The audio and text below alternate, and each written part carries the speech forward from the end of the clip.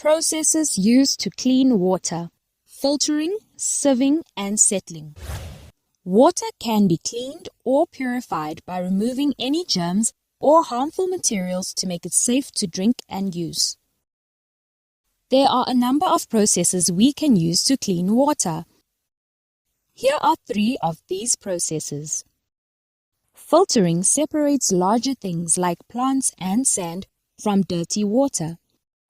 We can filter water by placing a clean cloth over a container or placing sand and rocks of different sizes in a container and letting dirty water flow through it.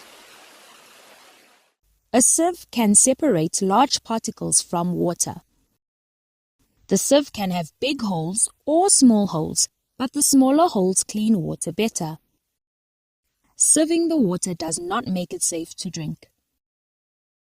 The substances can be separated from dirty water through settling.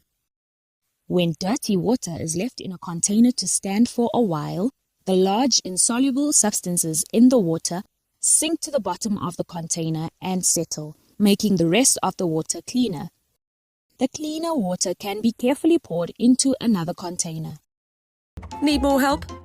Shop our books around the clock and subscribe to our channel to stay ahead.